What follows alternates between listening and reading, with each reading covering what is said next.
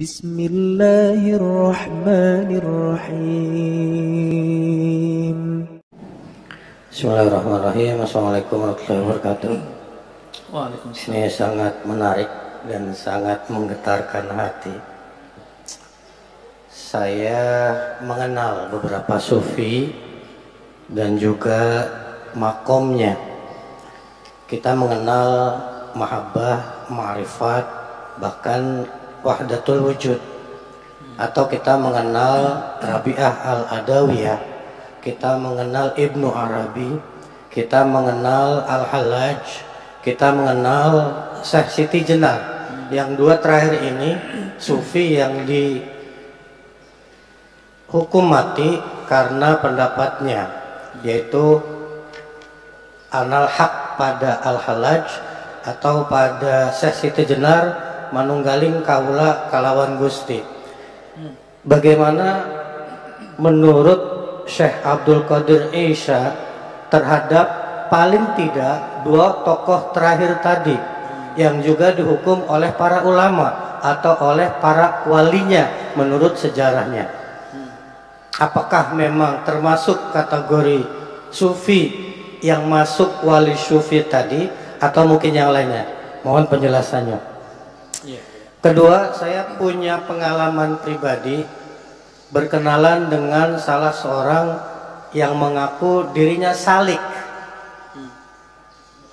Dan ini termasuk orang yang secara akademisi luar biasa, karena beliau ini secara akademisi mendapatkan gelar doktor dari dalam dan luar negeri. Pada perjalanan sufinya yang dia akui tadi, banyak hal yang menurut saya tadi agak bertentangan. Misalnya, dia mengatakan mursyidnya bisa sholat di Mekah. Kemudian ada juga yang menarik, beliau mengatakan bahwa setiap ayat Al-Quran memiliki hadam, yang kalau kita amalkan, maka hadam itu dalam ayat Al-Quran tersebut, yang mungkin dalam rangka riadoh tadi akan menjadi tanda kutip pembantu kita. Banyak hal sebetulnya, ini makanya saya ingin tanyakan, termasuk ketika menyikapi penyakit. Padahal saya katakan tadi beliau adalah seorang akademisi yang harusnya bisa berpikir rasional, itu menganggap hampir semua penyakit itu penyakit non medis yang bisa disembuhkan dengan cara bertawassul atau bersolawat. Termasuk mungkin pernah ditanyakan solawat Jibril, yang kalau dia tidak mampu karena jumlahnya yang sangat fantastis bersolawatnya, misalnya 15.000 atau 20.000 atau 30.000, maka kalau dia tidak mampu melakukannya sendiri, dia bisa melakukan kolaborasi dengan jin atau dengan disebutnya malak, yang kalau dia tidak mampu maka dia harus membayar sekian juta untuk meminta bantuan tadi yang saya sebutkan jin atau malak tadi. Itu mohon penjelasannya Ustaz, seperti apa itu, dan seperti apa sebetulnya tingkatan dari murid, salik, mursyid sampai wali itu, untuk mengetahui mursyid yang sebenarnya itu seperti apa. Terima kasih Ustaz. Waalaikumsalam warahmatullahi wabarakatuh. Ya, terima kasih Pak, itu info penting bagi saya, karena yang disebut oleh si dokter tadi tasawuf itu bukan tasawuf. Makanya Ibnu Ajibah, Imam Sufi Mursyid Tarekat Syaziliyah, memberi batasan. Tasawuf itu awalnya ilmu, ma'rifat, bukan amal, bukan riadoh. Yang tadi dimulai dari riadoh. Riadoh kebatinan berarti Pak. Setelah berilmu, mengenal Allah, bermakrifat dulu, baru beriadoh, latihan, wirid, zikir.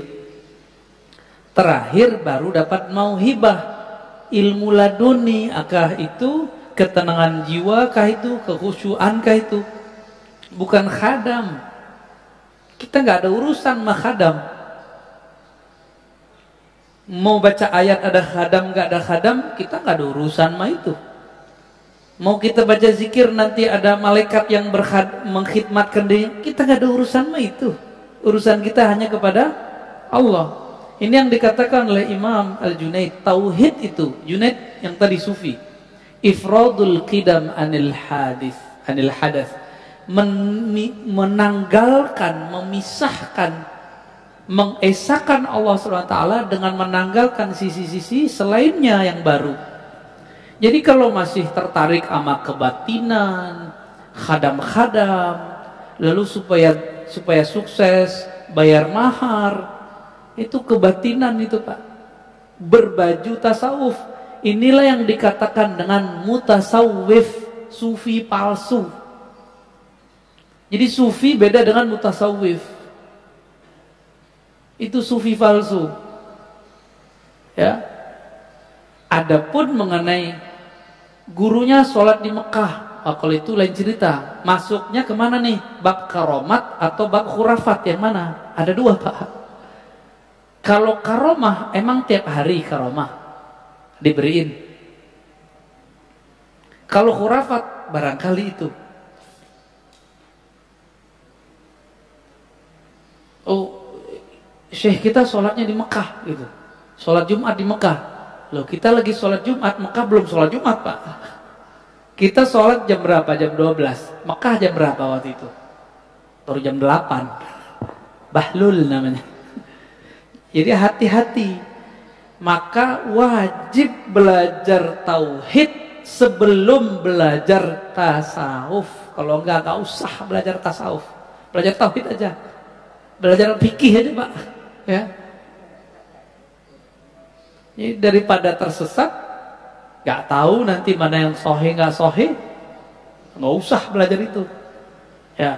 Jadi kok bisa doktor? Lah, doktor kan gelar akal, bukan gelar rohani. Doktor kan gelar dia nulis penelitiannya bagus, bukan berarti rohaninya bagus.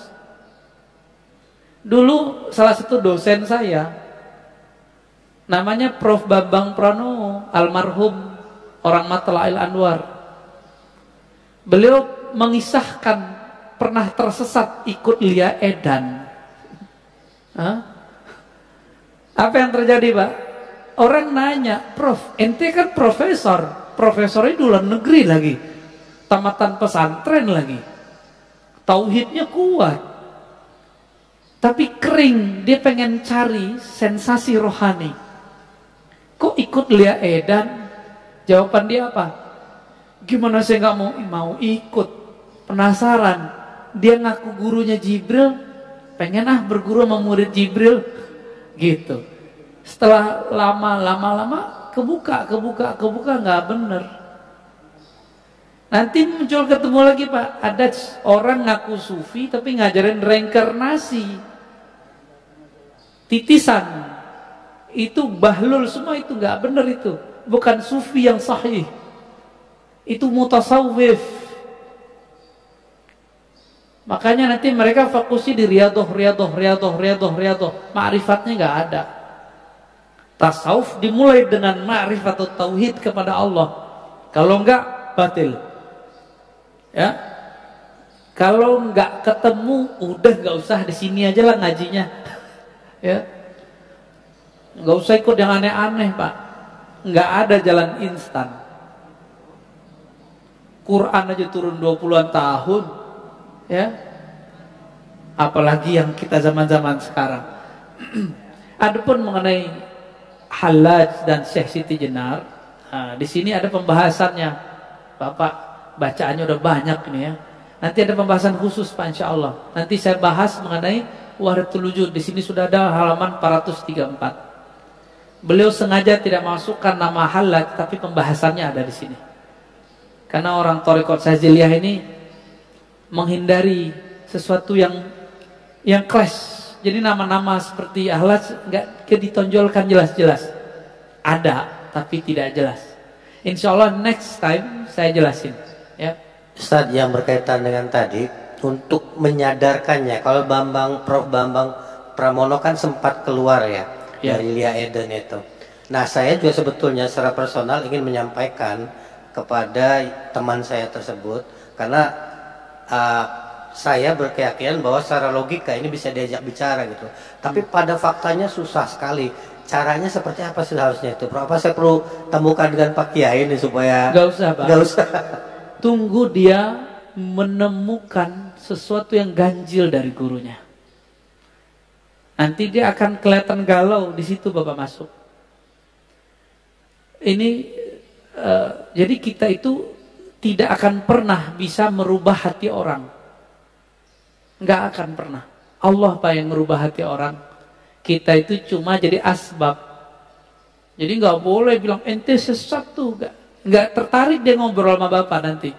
Ngobrol aja Pak santai terus. Orang berubah dengan ngobrol santai itu lebih baik daripada dia dikafir-kafirkan terus berubah.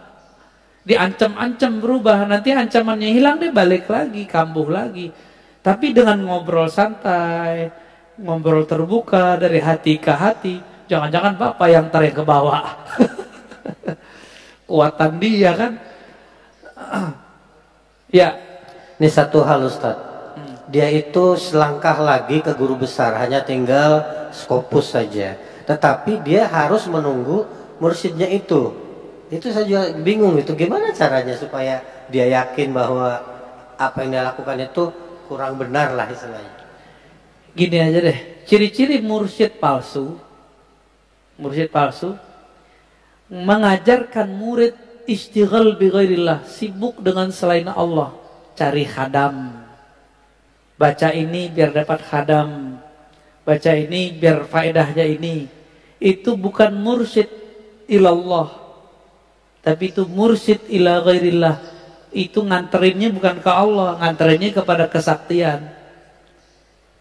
Jadi Bapak kalau mau cari mursyid, guru itu cuma ngajarin mengenal Allah, lalu zikir untuk bisa sampai kepada Allah. Udah itu aja, nggak lebih dari itu, ya. Sederhananya gitu Pak ya.